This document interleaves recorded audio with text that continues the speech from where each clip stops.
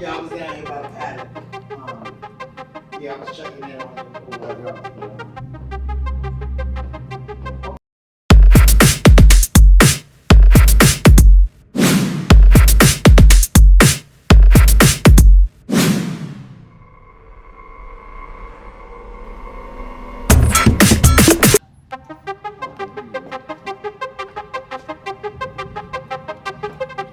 Yeah, I was down here by the paddock. No, I'm gonna be out front right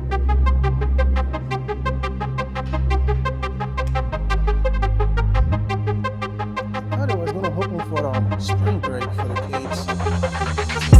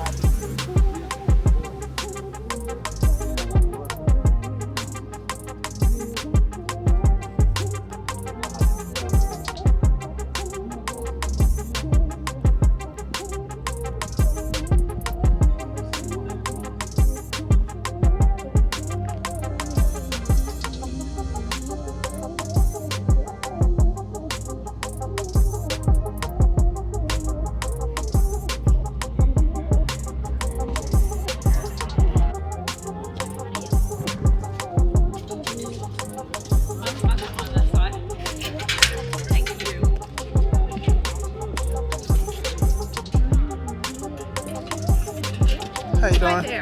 Okay. TM? Kelly O'Hara.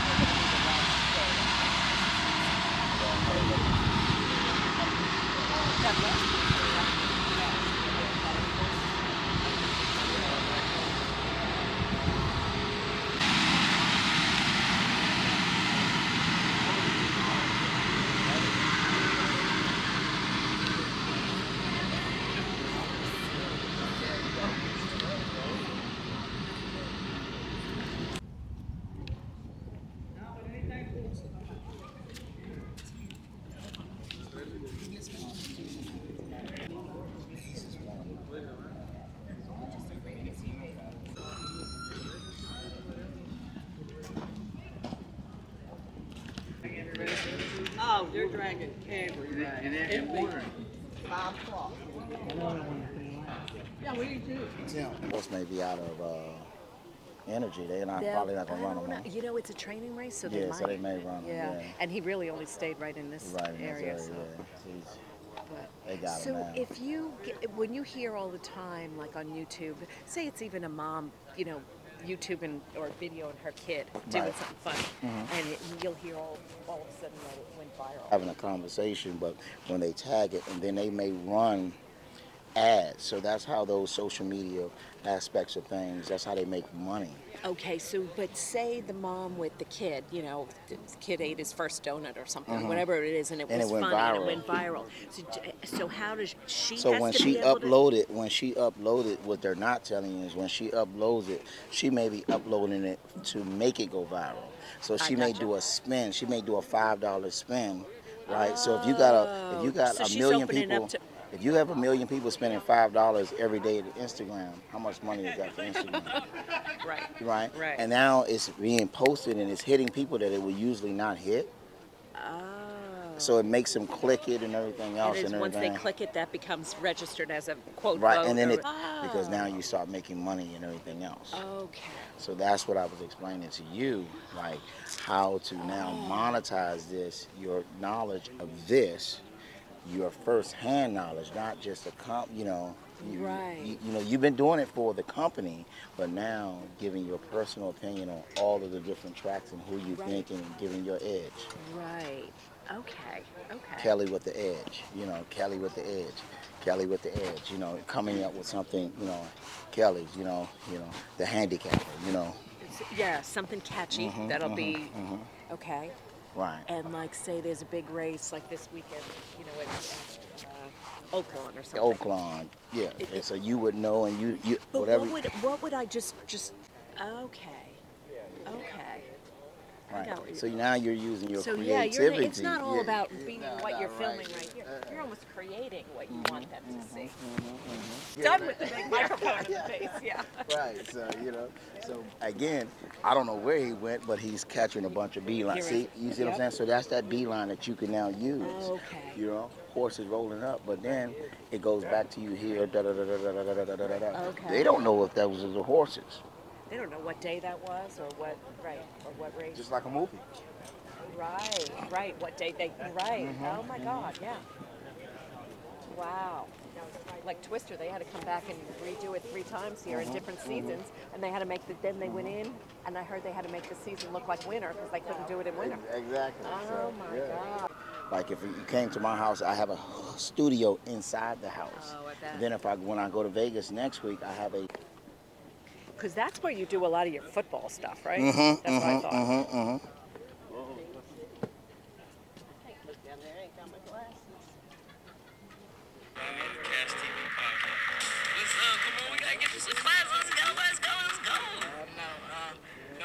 This is my son. He's playing 8 seasons. Played with the Chargers. 6,462. When defensive backs, linebackers see this guy lined up in the backfield, he doesn't look as big as he really is. That's cool. Right? Yeah. And so, Yeah. but those are hours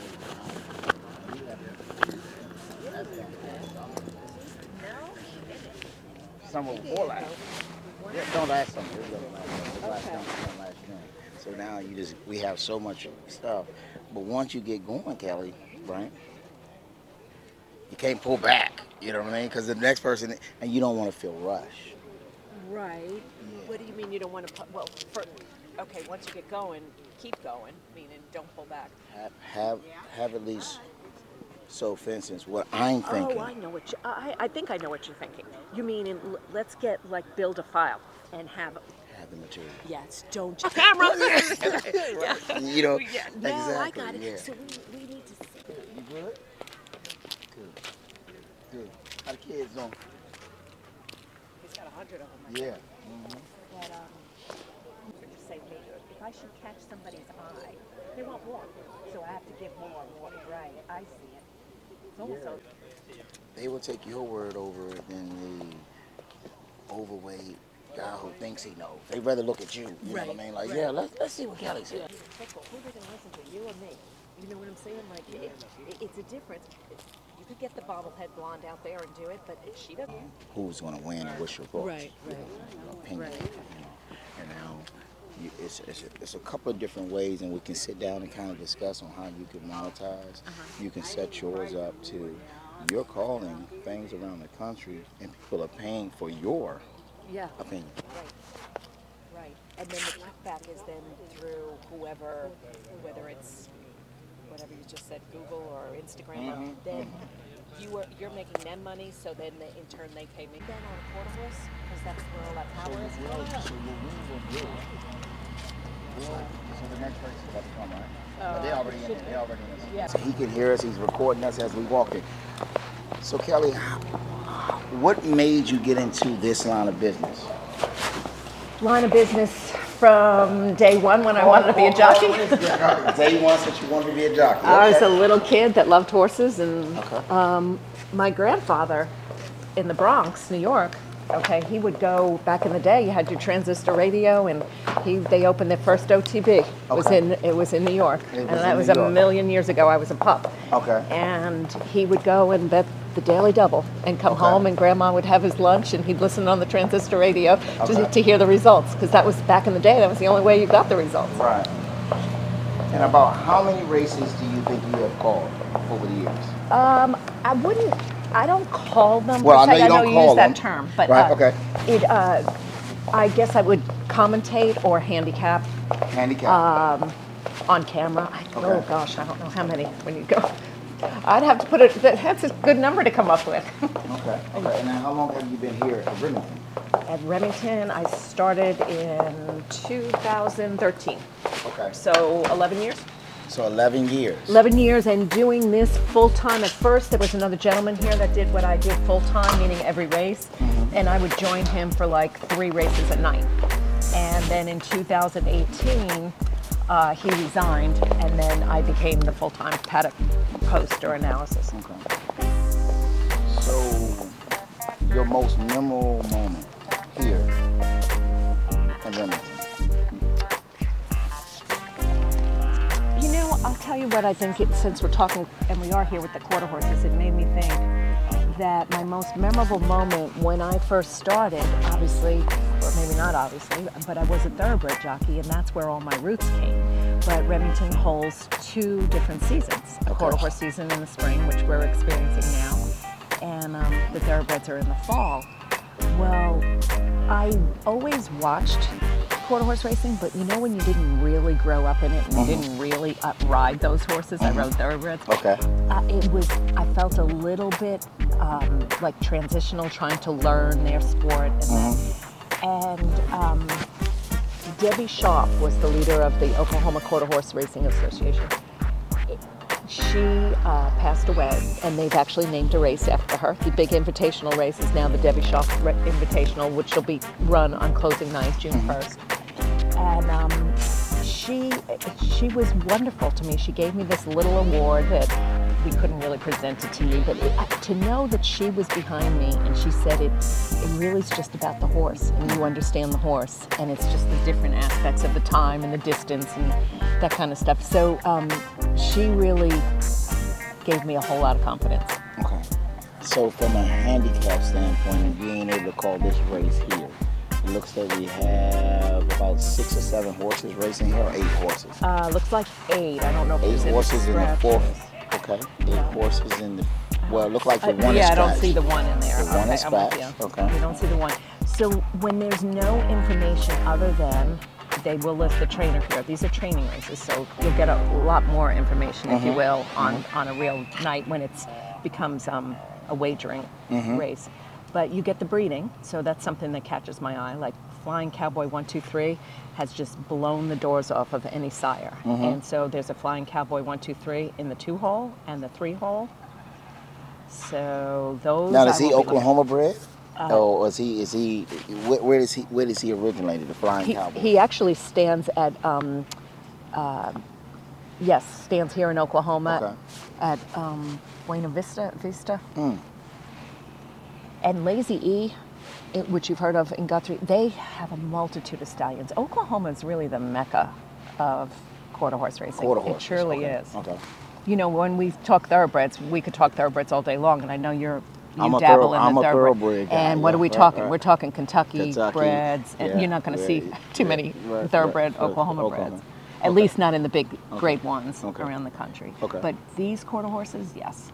Quarter horses, so Oklahoma is one of the premier locations for quarter horses, thoroughbreds. I mean, from quarter horses. Right. Okay. Like, for instance, Saturday night, we're going to run for purse money that'll be close to $1.5 million. Oh, wow. All just on this Saturday night. Right. Closing night, it'll be close to $3 million. Wow. Yeah. So they run a lot of money comes through here. As you know, you've been to the Remington Park Thoroughbred meet. The money doesn't jump out in that kind of those kind of numbers. Like it jumps out here. 2 or 200, 300. Okay. Right. So here, like the Futurity. It'll be the Oklahoma Futurity, one of the oldest races. I think it's 87th running. Wow. On Saturday night. Is going to be a tad over $500,000. Oh, wow. Okay. And then there'll be a derby that's worth two something, and then there'll be, you know, a couple of other races that. Okay. But total purse money would probably be about $1.5 million for that night. So who would you pick here? I'd have to see now when I'm waiting, since I don't have anything. I like to look at them. Okay. But if I had, so with quarter horses, these training races are important because it gives me an insight before what these guys, hopefully, if all stays on track, each one of these horses will be entered eventually into a real race. And then that information will show the time today of how fast they worked. It'll show the other workouts, which that's showing here, the other workouts. But now I have an edge because I actually got to see him. Instead of reading about, you know, Racy Cowboy number 2, Right. and he worked this and he did that, I actually get to see him. Okay. And so for me to physically see, I like to see a good specimen, a good athlete. You would know that. You know, some of them have the breeding, but when you look at them physically, it just doesn't match. Okay.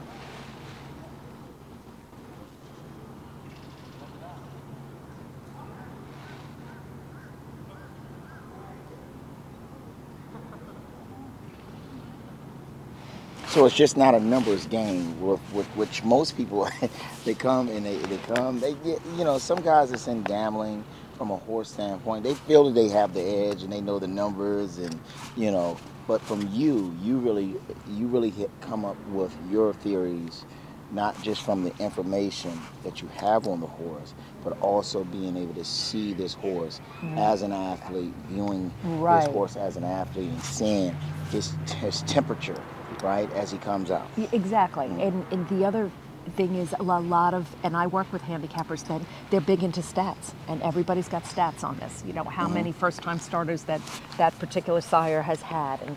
But I really don't look at stats too much. Now, to me, look at the 3. Look at the 3. Okay. 3 physically, Right. to me, he's got, even though they're both by the same sire, the 2 and the 3, 2 look and at the how 3. physically Okay. different they are. Yeah, he's physically bigger. Right? He's bigger. He's more drawn up, this one. He's got a Okay. longer back. Okay. He's more bulky. He's more bulky, Right. built With for more speed, right? Okay. A little more balanced, I think, Balanced, when you look at the whole picture. Like if you were drawing art, you know. 5's a big guy, too. He's relentless. That's a good stallion, too. Okay. This one happens to be the 6 by a thoroughbred stallion. Okay.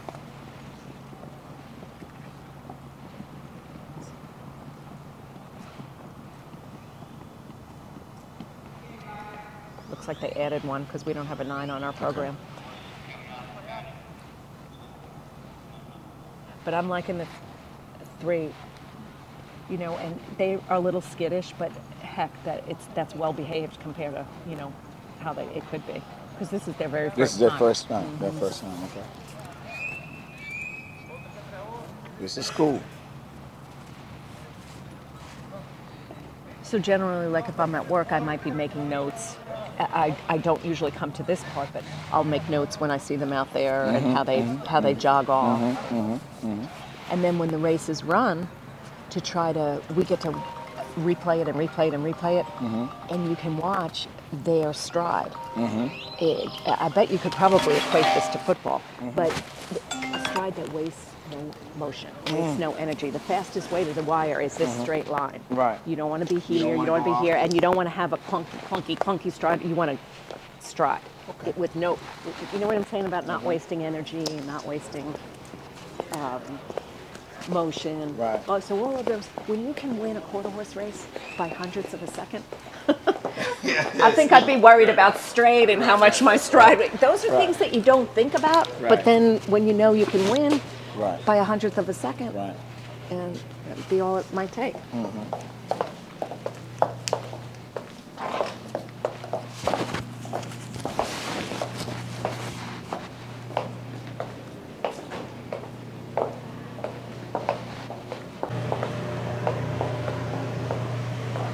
So we are picking the 3. We're picking the 3. I like the 3. Now we'll get to see him jog off because he'll go with the pony. So they're learning how to go with the pony. Notice though some of them aren't comfortable with it. Yeah. Who's this guy? Right. Right. And the pony's supposed to be his friend. Right. He's in my space. You know what I mean? Yeah, exactly. You got all these little studdish colts. Hey, Harvey.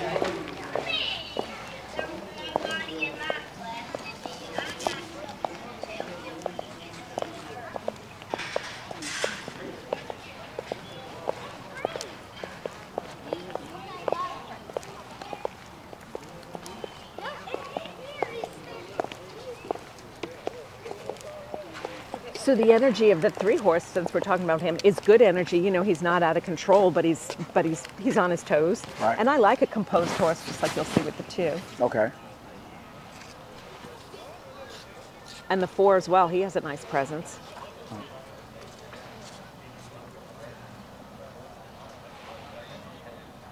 Have you found it difficult being a woman in this business? I think I wouldn't say it's Challenging. extremely. Would you say challenge? Sometimes, Okay. sometimes. Okay. You know, there are quite a few women broadcasters now in thoroughbred racing, but I think it's your credibility that gets you through. At least that's what's helped me. And the women that seem to be successful either grew up in it and their dad was a trainer. Okay, see, now I'm not crazy about the way he's moving behind the 3. Okay. See, now look at the 4, it's a little more steady rhythm. The 5's really moving nice. Can you see the difference? And look at, compared to like the 6, see how much his strides are even? That footfall is the same. The 7 is too squatty to the ground. The quarter horses are kind of hard because they'll break into that little jig jog sometimes. But I would tell you just off a hind end movement, the 5 look the best. Okay. So I would say just The 3 and a 5. 3 and a 5. 3 and a 5. All right. Let's see if we can take this to the bank.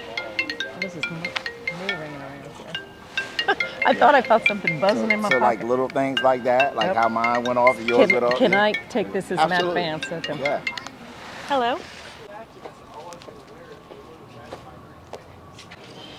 Shooting the podcast. Pretty good. Yeah. Do you believe in us as a culture has been programmed for that, right? That premarital, how you doing? Let me get my regular, my PB Swizzle. I'm sorry. It's gonna be a little bit. Okay. So we have been programmed. Let me hold on. Premarital counseling. They don't do that. You do understand that, right?